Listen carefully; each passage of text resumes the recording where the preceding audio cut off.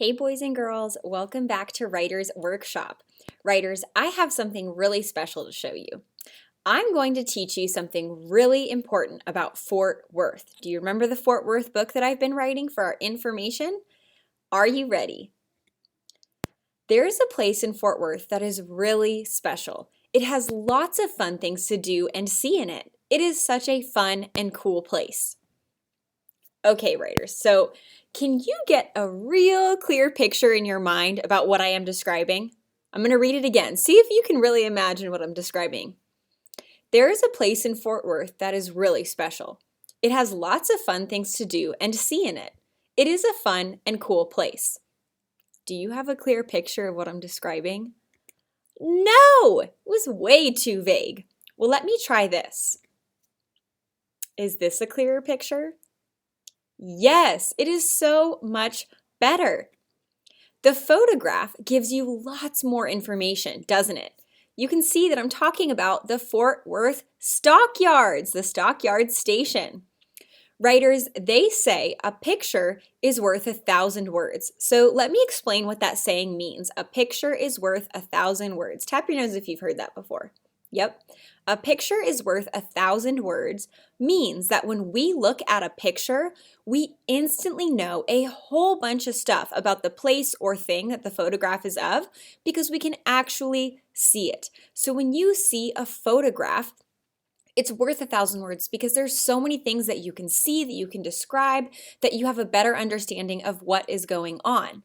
So writers, today I want to teach you that writers research or look for photographs or pictures that are connected to their topics. Writers look very closely at these photographs, looking for specific details that will teach people even more about their topic. And then they put into words what they've learned and they add this to their writing. So writers, let me show you how I use my photograph of the Fort Worth Stockyards to help me add more to my Fort Worth writing book. So let me study this photograph and see what I notice. One of the first things I notice is all of the animals. There are longhorns and horses. I think I should add that to my writing. So I've added it here. The Fort Worth Stockyards have a lot of animals. There are longhorns and horses. And then I could draw my own picture of it. So let's go back to the photograph and see what we notice, because remember we said a photograph is worth 1,000 words. There's so many things in this photograph that I can look at and notice and then describe using my own words. So I also noticed that there are cowboys and cowgirls who even have lassos. So I think I'll add that to my writing. The Fort Worth Stockyards also have real cowboys and cowgirls who have lassos. So writers, do you see how much better my work was? Remember the very first thing I read and I was just saying, oh, it's a cool, fun place with lots of things to do. And you didn't have a clear picture of what it was. But once I looked at that photograph, I saw specific things and I used my own words to write those specific details into my book. We named the kinds of animals that you can find in the Fort Worth Stockyards, and we described some of the people you may see there. Photographs and pictures can tell us a lot of information if we look closely.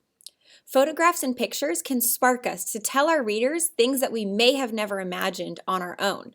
So for example, I also forgot that there are longhorns in the Fort Worth Stockyards. I was really only thinking of the horses, but when I saw that picture, it reminded me that there are longhorns there and I should add that detail into my writing. And when I do that, my readers will have a clear picture of the place that I'm describing and the things that they're there to do and see. So writers, I want you to give this a try. See if you can find a photograph of your topic. Without showing your photograph to your partner or maybe a grown-up or cousin or friend at your house, see if you can describe it to your partner using specific details so they can have a clear image in their mind. So don't show it to them, but see if you can use your words to look at the photograph and describe it to them. Because remember, a picture is worth 1,000 words, so I bet there's things you'll find that you can describe. And when you're done describing it to them, show them the photograph and see if there is any other details that you both notice and can describe in your own words.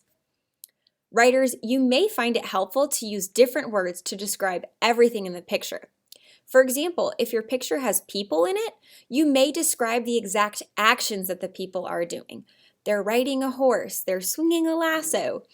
If your picture has objects, you may describe the size and color of the objects to describe it in more detail, because remember, we want to put a clear image in our reader's mind because that will help them learn more about the topic. I'm going to add that strategy to our How Can I Teach My Readers chart. Use a picture to add more information. This will help remind us that we can use this strategy today, but we also can use it in all of our future books. And writers, remember, you can use all you know about making chapters as full of good information as possible. In addition to using photographs, you can use any of the strategies on our How to Teach My Readers chart, which I'll show you in just a moment. Here we go. How can I teach my readers? You can think about questions your readers might have, write in twin sentences, include pictures, remember those lines, arrows, and labels. You can make a comparison. You can use size, shape, and color words. And then we said you also can use pictures to add information. You can give an example, use big and bold pop-out words, or use speech bubbles. And writers, when you finish your work today, it also helps to make a plan for what you want to get done tomorrow. So you can look back at that chart and think of a few things you may want to make sure to do tomorrow. It helps if you add a little note on your work, so that way when you get ready to start tomorrow and you open up your folder or you open up your document online, you'll remember exactly what to do and be prepared to get started right away. All right, friends, I can't wait to see what you add today. Writers, go write.